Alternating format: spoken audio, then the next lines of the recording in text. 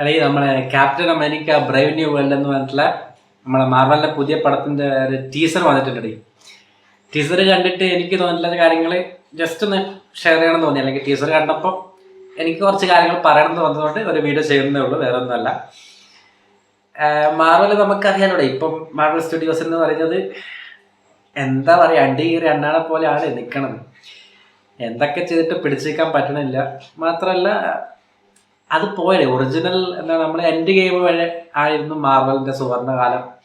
അത് പോയതോടുകൂടി ആ ഒരു ആക്ടേഴ്സ് അടേ നമ്മളെ ക്യാപ്റ്റൻ അമേരിക്കയും അയൺമാനും RDJ റോബർട്ട് ഡൗണി ജൂനിയറൊക്കെ പോയതോടുകൂടി അത് അവിടെ തീർന്നില്ലേ. അവിടുന്ന് അവർ കംപ്ലീറ്റ്ലി റീസെറ്റ് ചെയ്യേണ്ടതായിരുന്നു.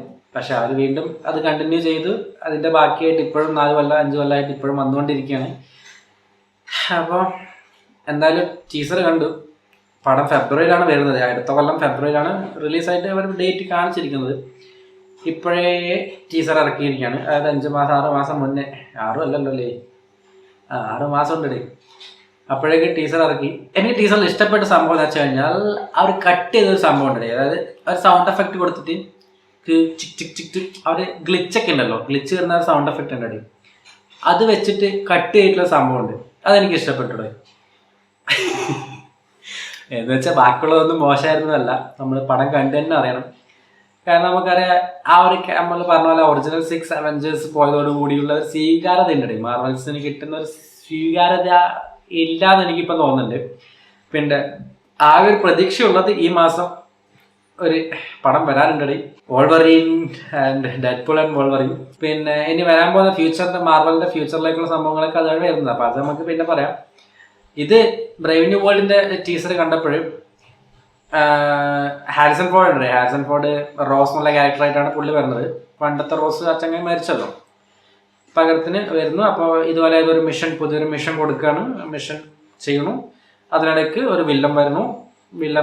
പിന്നെ ക്യാപ്റ്റൻ അമേരിക്ക തിരിച്ചു വരുന്നു എന്നുള്ളതാണ്. കോസ്റ്റ്യൂം കണ്ടു, പിന്നെ ഷീൽഡ് കണ്ടു, ഫാൽക്കണെ കണ്ടു. സാമുവൽ, പുള്ളിയുടെ പേര് സാം എന്നായിരുന്നേ, പുള്ളിയാണ് സാം ആണ് നമ്മളെ ഫാൽക്കൺ ആണ് ഇപ്പം ക്യാപ്റ്റനായിട്ടുള്ളതേ. അപ്പോൾ അത് പുള്ളിയുടെ ആ ഒരു ക്യാരക്ടറിൻ്റെ ഫാൽക്കൺ വിന്റർ സോൾജർ എന്നുള്ള സീരീസിൻ്റെ ശേഷമുള്ള പോർഷനാണ് ഇപ്പം വരുന്നത്. അപ്പം പറയുന്നല്ലോ, വിന്റർ സോൾജറെ കണ്ടില്ലല്ലോ, നമ്മളെ ബക്കി ചേട്ടനെ കണ്ടില്ല. വരുമായിരിക്കും, ചിലപ്പം ഉണ്ടാവുമായിരിക്കും. എന്തായാലും എനിക്ക് കണ്ടിട്ട് വലിയൊരു ഇമ്പാക്റ്റ് ആയിട്ട് അല്ലെങ്കിൽ ഓക്കെ മസ്റ്റ് വാച്ച് ആയിട്ട് കാണണം എന്നൊരു ഫീൽ എനിക്ക് കിട്ടിയിട്ടില്ല.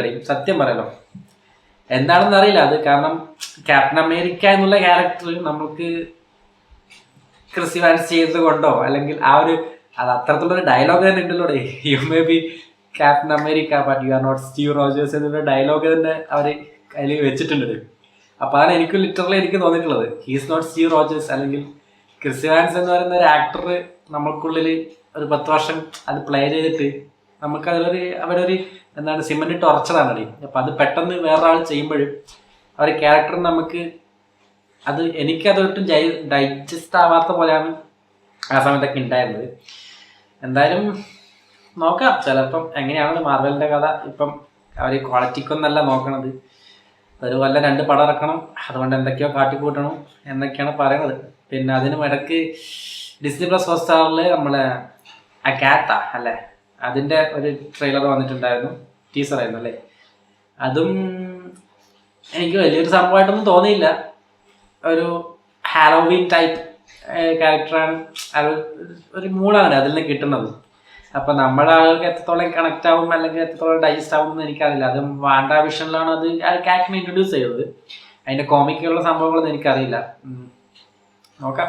എന്തായാലും ബ്രേവ് ന്യൂ വേൾഡിൻ്റെ സംഭവം നമുക്ക് ടീസർ എനിക്ക് വലിയൊരു പ്രതീക്ഷ തരുന്നതായിട്ട് തോന്നിയില്ല.